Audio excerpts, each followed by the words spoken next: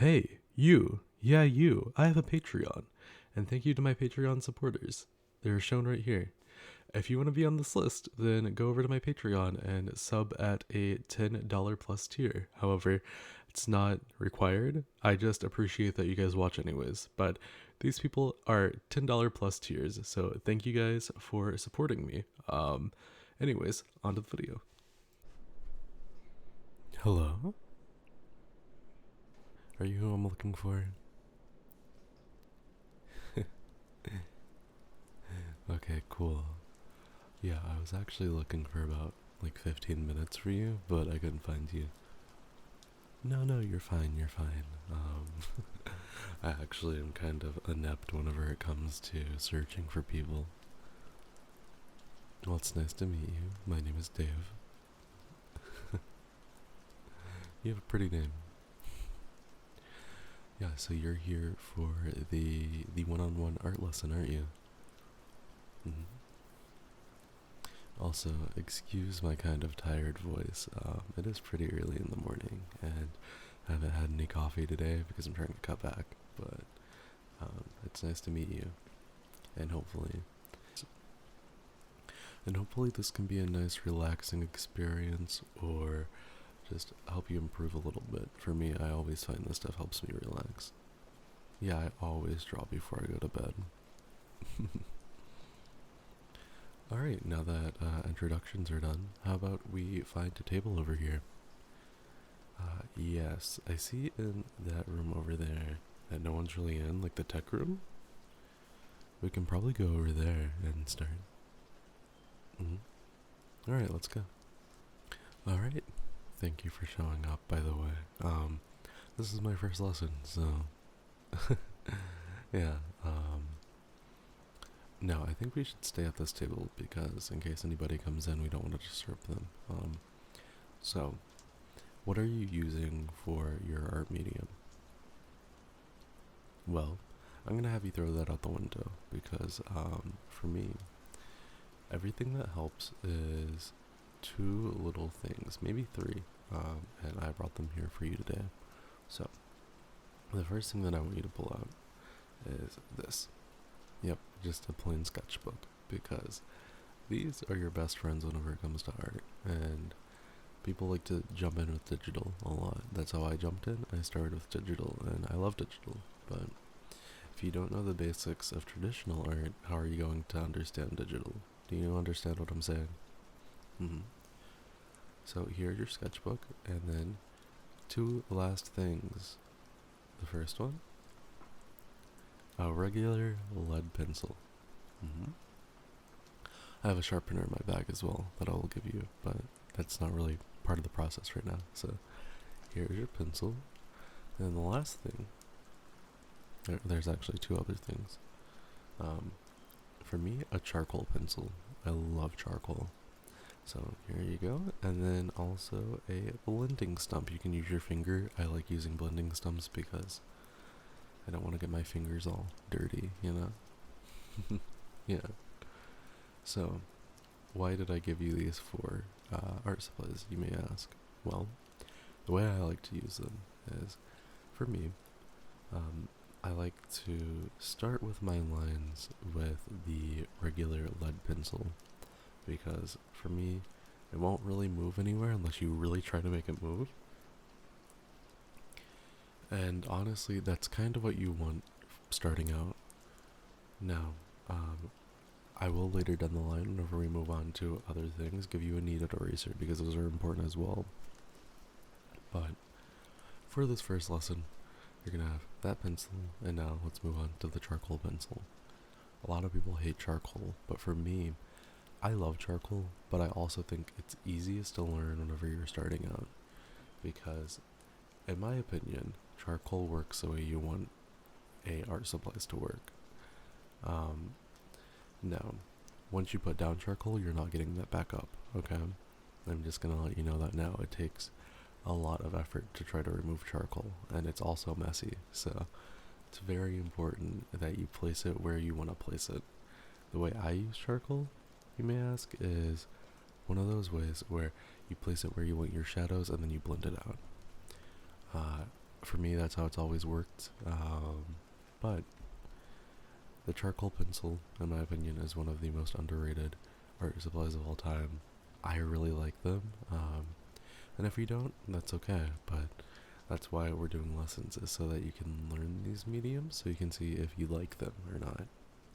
Now, you may have an iPad in your bag or a drawing tablet at home, I'm not sure, but it's very important to fill at least a page or two of your sketchbook every single day to improve.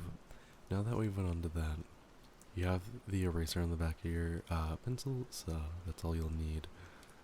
Because that one's actually a good one. I specifically get these because of the erasers, because it doesn't leave that weird stuff behind. I mean, it leaves the residue, but it doesn't leave where you can erase, So that eraser's a pretty good one. So honestly, you'll be fine. So to start out today, now flip to the first page of that sketchbook, and I want you to draw a pyramid shape, so like a cone, a cylinder, a sphere, and a box. Those are very important first starting out shapes. And one thing I'm going to give you right now is this page right here has exactly how I want you to shape them. And I can show you on my paper what I'm going to do. So we're going to take the triangle, we're going to shade this in with our black charcoal pencil, and then you can see right here where the light is hitting on the cone, not triangle, my bad. You can see that there is a light going down the middle. So we're just going to shade it there, and then you're done. It's a very easy exercise, and it's very easy to get you into art. So let me lean a little bit closer, and let me watch you draw your shapes. You're doing pretty good. You're doing really good for a beginner, okay? You got this. Alright. Okay. And you got that done. Now that we've done that, how about we take a small break, okay? Yeah. I brought a water for you. There you go. And there you go. Yeah.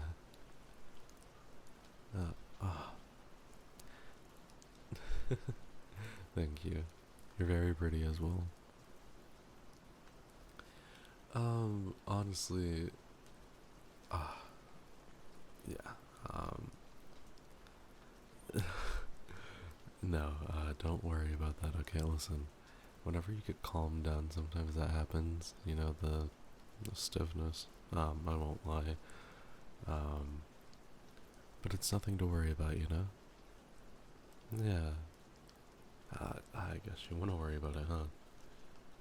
Alright, just make sure no one's looking, okay?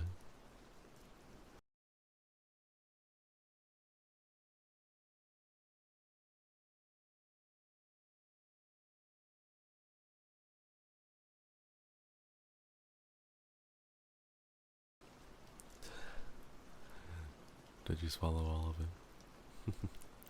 Good boy.